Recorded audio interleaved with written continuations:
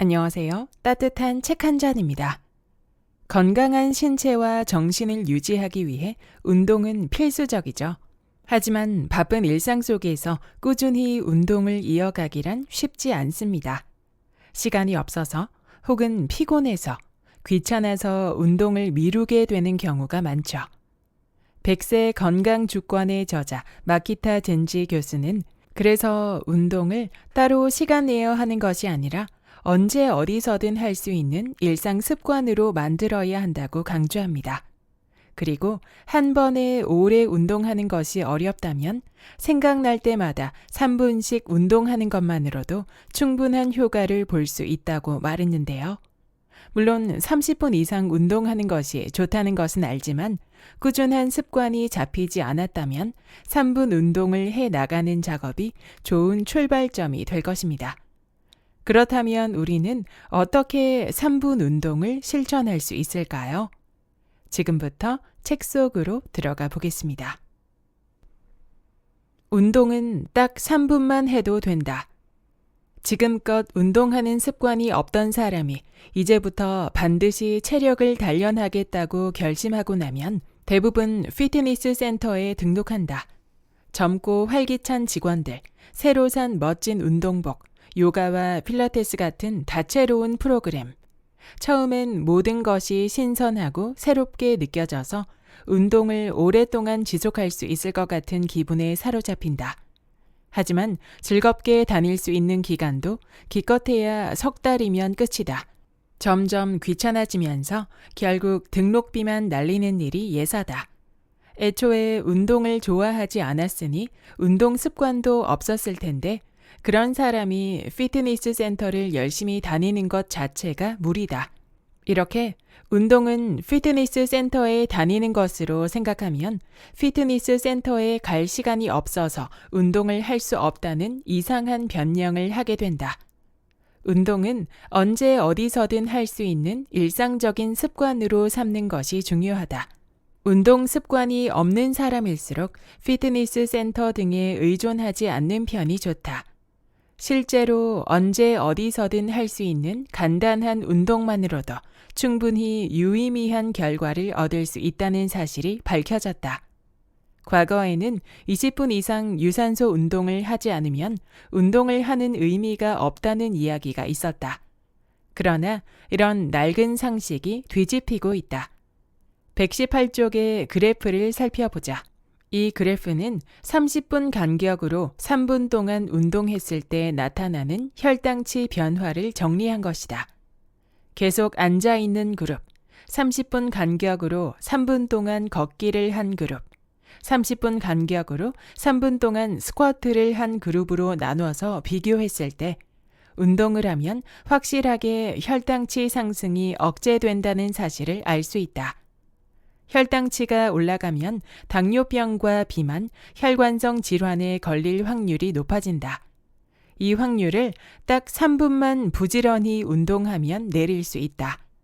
즉, 그래프에 나온 대로 틈틈이 몸을 움직이는 습관이 건강을 유지하는 데 중요하다고 할 수 있다. 가령 컴퓨터 작업에 집중하다가도 30분에 한 번씩은 자리에서 일어나서 잠시 걷거나 계단을 오르내리거나 그것도 어렵다면 그 자리에서 스쿼트를 하는 것도 좋다. 외근을 나가면 틈틈이 운동을 할 수 있는 기회가 더 늘어난다. 걷기는 틈틈이 운동을 할 수 있는 가장 대표적인 방법이다. 걸핏하면 택시를 타는 버릇부터 버려야 한다. 역에서 떨어진 곳에 갈 일이 생기면 운이 좋다고 생각하자. 퇴근할 때 한 정거장 먼저 내려서 걷는 방법도 좋다. 계단을 활용하는 방법도 추천한다. 에스컬레이터가 수리 점검 중이라 운행을 멈췄다면 운이 없다고 생각하기보다 행운이라고 생각하자. 계단으로 이동하는 편이 건강에는 득이 되기 때문이다. 계단이나 언덕같이 높낮이가 다른 길을 걷는 동작은 힘들고 귀찮다. 하지만 근력을 올리는데 이만큼 좋은 조건이 없다. 이탈리아 사르데니아 지방은 언덕이 많은 지형인데 이 지역은 척추가 튼튼한 남성 장수 인구가 많은 것으로 유명하다. 평균 수명이 짧은 지역이 되어버린 오키나와도 산이 많은 중북부 주민들은 장수하는 경향이 있다. 그러므로 회사, 거래처, 역, 산책로 어디에서든 오르내리기 좋은 계단을 찾아보자. 그리고 나이를 먹을수록 다리가 얼마나 높이 올라가는지가 매우 중요하다. 고령자는 넘어져서 골절상을 입고 그대로 자리에서 일어나지 못하는 경우가 많다. 앞에 장애물이 있는 것을 알면서도 넘어지는 이유는 생각처럼 다리가 올라가지 않아서 별로 높은 곳도 아닌데 발이 걸려서 넘어지기 때문이다. 당신도 젊었을 땐 계단을 몇 칸씩 성큼성큼 뛰어 올라갔을 것이다. 만일 지금은 그렇게 못한다면 이미 노화가 시작된 것으로 그대로 내버려두면 앞으로는 더 다리가 올라가지 않게 된다. 건강에 관해서는 현상 유지를 할 수만 있다면 그것만으로도 가치가 있다. 더는 늙지 않겠다는 목표를 가지고 일상생활 중에 틈틈이 몸을 움직이자. 식사 직후엔 12초 스쿼트를 한다. 식사를 하면 혈당치가 상승한다. 상승폭이 높을수록 살이 찌기 쉬우며 당뇨병에 걸리거나 악화시킬 위험이 커진다. 또한 비만 환자나 당뇨병 환자는 암, 심근경색, 뇌졸중, 알츠하이머 등의 발병률이 높다. 그래서 식후에 잠깐이라도 혈당치 상승을 억제할 수 있는 방법이 있다면 반드시 습관으로 삼아야 한다. 그렇다면 어떤 방법이 있을까? 식후에 바로 운동을 하면 혈당치 상승을 억제할 수 있다. 이때 식후 바로는 식사가 끝난 후 바로 다음을 뜻한다. 당질을 섭취하기 시작한 지 15분 정도가 지나면 혈당치가 올라가기 때문에 꾸물거리지 않는 편이 좋다. 회사에서 점심시간에 식당에서 밥을 먹었다면 계속 앉아있지 말고 남은 시간에 걷기 운동이라도 하자. 과거에는 식후에 움직이지 않고 가만히 있는 것이 건강에 좋다고 여겨지던 시기도 있었으나 이 이야기도 이미 낡은 상식이 되었다. 씨름 선수는 체중을 불리기 위해 잔뜩 먹은 다음 누워서 쉰다. 일반인이 같은 행동을 하면 건강에 좋을 리가 없다. 식후 운동은 20분에서 30분 정도 빠른 걸음으로 걷는 운동도 좋으나 내가 특별히 추천하고 싶은 운동은 스쿼트다. 스쿼트는 동작은 단순하지만 대퇴사두근이라고 하는 큰 근육을 단련할 뿐 아니라 전신 근육을 유지할 수 있는 매우 효과적인 운동이다. 또한 근육을 단련하면 이리신이라고 하는 골격근 유래 호르몬 분비가 촉진되어 알츠하이머 예방에도 도움을 준다. 운동복으로 갈아입을 필요도 없고 일어설 수 있는 공간만 있으면 되기 때문에 식후에 스쿼트를 하는 습관을 꼭 들이기 바란다. 내가 진찰하는 환자들은 식후 운동을 실천하여 혈당치를 측정하고 그 결과를 진료일에 보고한다. 한 남성 환자는 12초 스쿼트로 식후 혈당치 상승을 철저하게 억제하는 데 성공했다. 20분 동안 걷기를 했던 것보다 혈당치가 더 내려갔다고 한다. 한 번에 천천히 12초에 걸쳐서 하면 되니까 나도 시험 삼아 해봤는데 허벅지에 상당히 힘이 많이 들어간다. 그만큼 혈당 억제 효과도 뛰어나다. 12초 스쿼트를 10번 반복하면 약 120초가 걸린다. 중간에 잠깐씩 휴식을 취해도 3분이면 끝난다.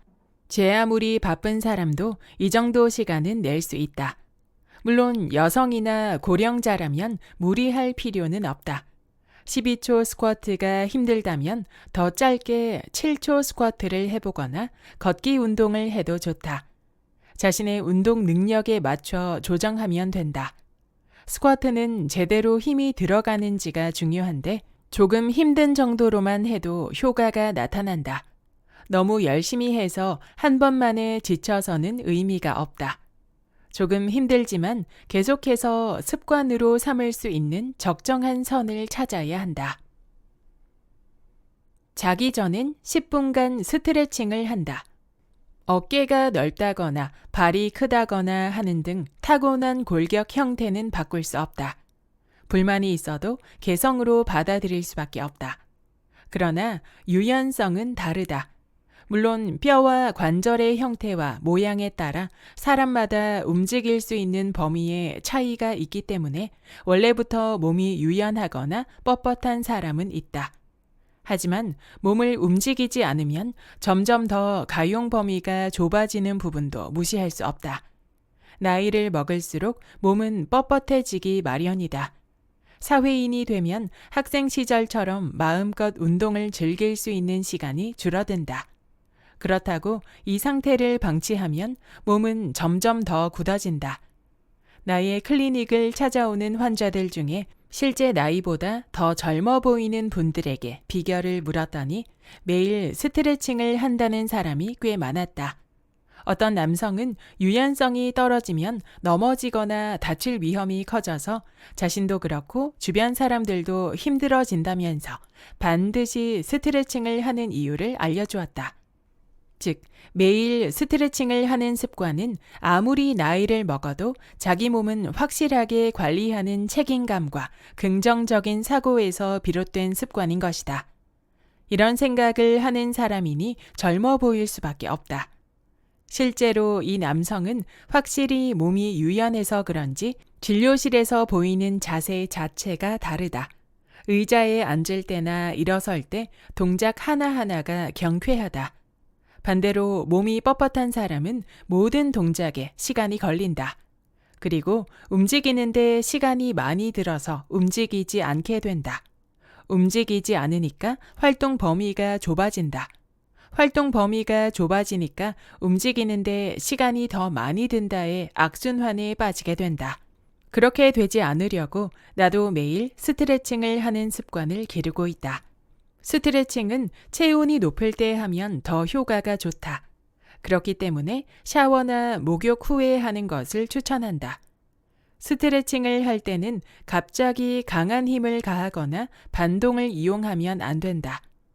천천히 느긋하게 30초 정도 기분 좋게 느껴지는 범위까지 근육을 늘린다. 고관절, 어깨, 복근 등 전신 근육을 차례로 늘리는 데는 10분 정도 걸린다.